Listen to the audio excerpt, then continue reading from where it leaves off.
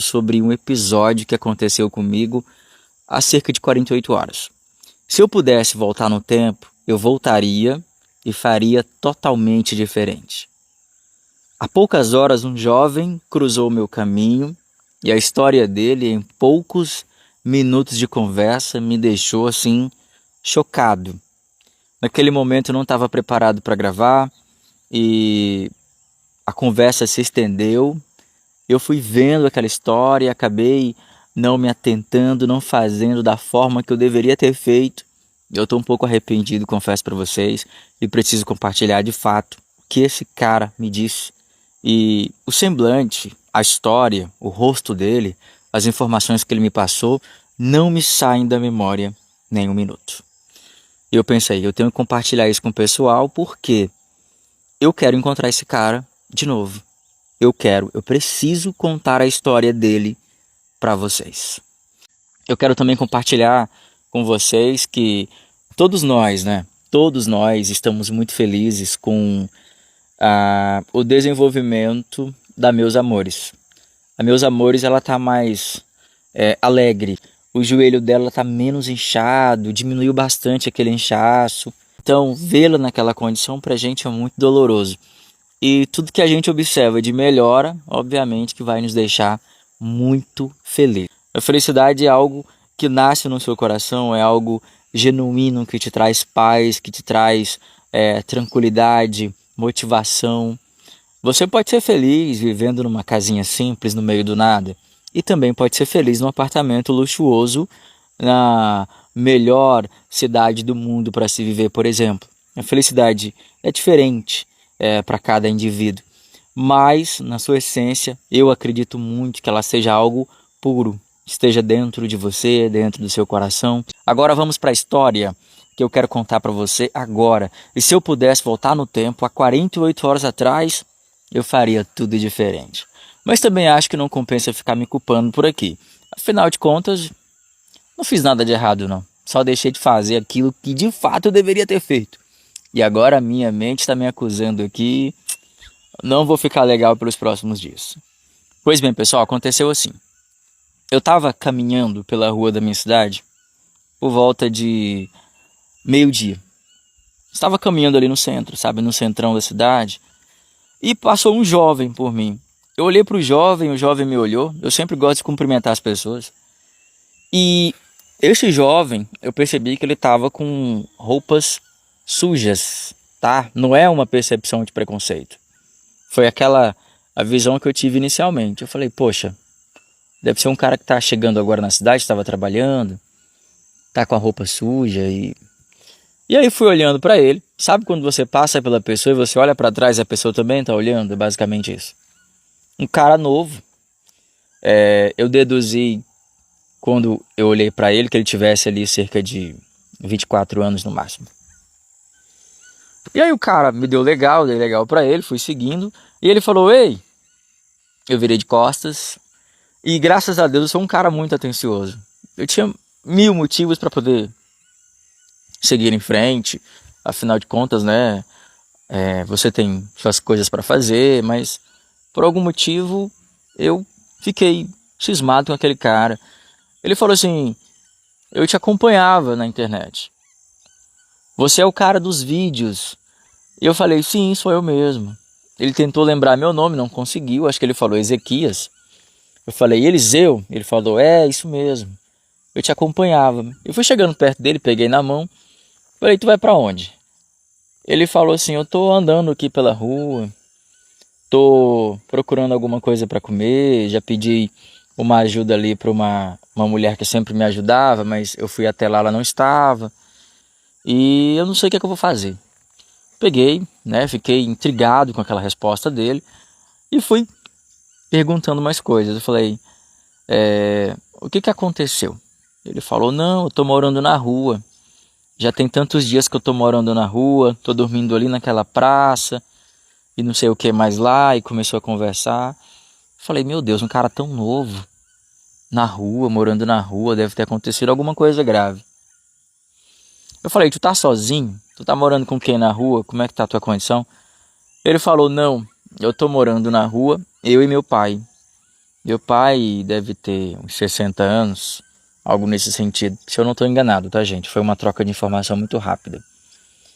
E ele falou assim: olha, eu só tô com essa roupa também, porque na rua, quando você passa a dormir na rua, algumas pessoas começam a subtrair suas coisas, sua bolsa, sua roupa, o pessoal vai levando.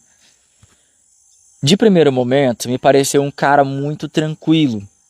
Eu comparei ele ali com a vibe do Isaac e da Dona Esmeralda.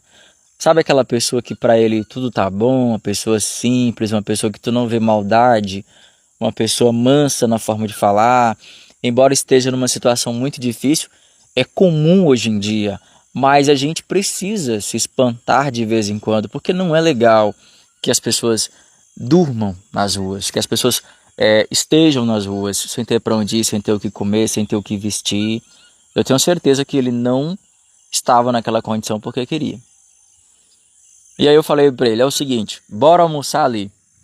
Aí levei ele, coloquei no carro, fomos até um restaurante no centro da cidade. E ele desceu, peguei o cardápio, né? Aqueles restaurantes comuns mesmo, sabe? Mas uma comida muito boa. E tinha um cardápio variado. Eu falei, ó, tu pode escolher o que tu quiser. Aí o que ele queria? Buchada. Ai, meu Deus do céu. E eu achei engraçado, né? Ele, ó, eu queria uma buchada. Aí eu falei, meu Deus. Eu acho que eu nunca comi buchada na vida. Eu nunca comi, eu acho que eu não vou gostar. Ou talvez eu tenha experimentado e não gostei muito. Sem preconceito, tá, gente? É porque eu achei engraçado ele pedir buchada num lugar que não tem buchada. E eu falei, não, não tem não, tem isso aqui. Aí ele pediu um prato lá, se eu não estou enganado, bife. Aí vem um prato, vem arroz, feijão, macarrão, salada, essas coisas. Aí ele sentou na mesa, eu sentei logo ao lado e estava comendo e percebendo que ele não estava comendo a carne. Falei, rapaz, será que essa carne tá ruim? O que esse cara quer, meu Deus do céu? Eu terminei de comer primeiro do que ele, porque eu como super rápido. E aí ele perguntou se podia pedir um suco. Eu falei, claro, pode ficar à vontade. E aí eu terminei de comer e o cara ainda estava na metade, sabe? Fui até a mesa dele. Falei, o que tá acontecendo? Falei, até brinquei, pode comer, bora, não deixa a comida não. Eu não gosto que ninguém estrague comida. E ele não tava comendo de jeito nenhum. Aí eu fiquei em pé lá do lado dele. Aí eu falei pra ele, por que você não tá comendo? Ele falou, não, porque eu não tenho os dentes. E aí eu fui reparar, né? Infelizmente ele teve uma perda muito considerável aqui dos dentes da frente. E ele falou que quando mastiga esses dentes aqui da parte de trás, eles estão muito, eu acho que estragados, machucados. Aí geralmente a boca dele dói. É um negócio bem complicado. Aí lá vai eu, peguei uma faca e um garfo. Eu acho que vocês já viram eu tentando comer de garfo e faca, eu não sei cortar nada.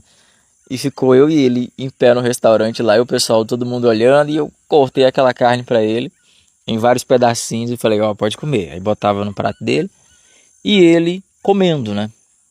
Foi comendo devagarzinho e tal. Aí ele finalizou, comecei a fazer mais perguntas porque eu queria saber mais da história dele.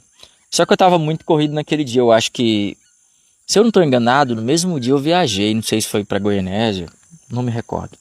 Tava muito corrido, gente, eu não conseguia gravar nada. E também o cara não tinha telefone, não tinha endereço, não tem paradeiro. Aí eu fui conversar com ele, eu falei, o que aconteceu para você parar na rua? Ele falou, não, quem mora na rua é eu e meu pai. Uma casa de aluguel para um kitnet, ele me falou certinho os valores, me pareceu bem verdadeiro. Não pareceu uma história fantasiosa não, tá? E aí eles não conseguiram mais pagar o aluguel. Tiveram que deixar a casa e passaram a morar na rua.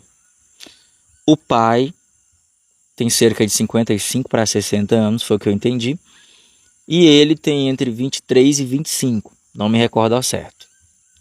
Mas como eu falei para vocês, ele tem uma mentalidade ali, tá? Não estou criticando o cara de forma alguma. Ele é bem parecido no jeito de ser com o Isaac. Fala mansa, tímido, sorridente, as coisas estão dando errado, mas ele tá ali, alegre, sabe? Parece não ter muita noção da gravidade que ele está inserido. Ele falou que eles estão sem nada. Saíram da casa, não tem para onde ir, não tem o que fazer, eles não têm nada, as roupas foram levadas, ele só estava praticamente com aquela roupa do corpo. O pai dele estava numa região chamada Quilômetro 11, no momento que eu conversei com ele, porque senão eu tinha levado os dois para almoçar comigo. O Quilômetro 11 ele fica na saída da minha cidade. O pai dele estava lá porque ele faz alguns bicos com o pessoal que pesca. Não sei se é ajudando a carregar alguma coisa, algo nesse sentido. Eu queria saber se tu tem interesse de ter tua história contada junto com teu pai. Ele ficou super feliz. Nossa, eu quero muito, eu quero. Como é que a gente faz?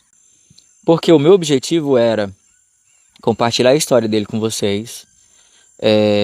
Mesmo que eu não soubesse o segundo lado da história, mas se eles demonstrassem realmente interesse em ser ajudados e se as informações forem de fato verídicas, eu gostaria de acompanhar a história deles para colocá-los numa casa alugada, igualmente a gente faz com outras famílias, e devolver a dignidade.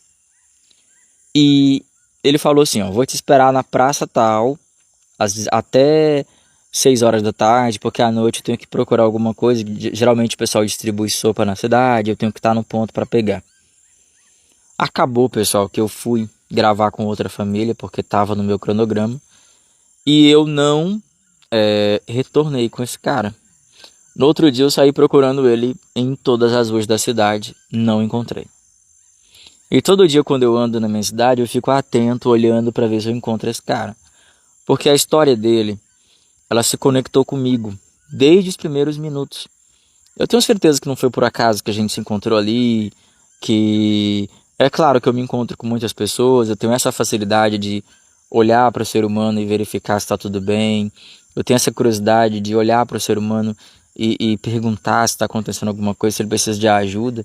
Eu faço isso com muitas pessoas, mas com ele parece que foi diferente essa conexão. Eu acho que juntos nós vamos conseguir, porque nós já fizemos isso várias e várias vezes. A gente já encontrou famílias, né, nessa condição que precisavam aí de moradias, de suporte. E a gente faz uma campanha, consegue prover ali até 1 ano de aluguel. Para eles seria algo muito maravilhoso. Mas eu realmente gostaria muito de reencontrar esse cara e contar a história dele para vocês aqui. Me desejem sorte, porque nessa nova semana eu vou procurar esse cara. Eu quero encontrar ele. E eu conto muito com o apoio de vocês na torcida aí do outro lado. Pessoal, contando, compartilhando com vocês esse relato, já estou um pouco mais tranquilo. E agora é torcer para que a gente o encontre. Nós os encontrando, vou contar a história, vamos focar numa casa alugada para eles temporariamente, porque ninguém merece. Tava na cara, nítido, que ele não queria dormir na rua, viver na rua. Então eles estão sem opção e sem escolha.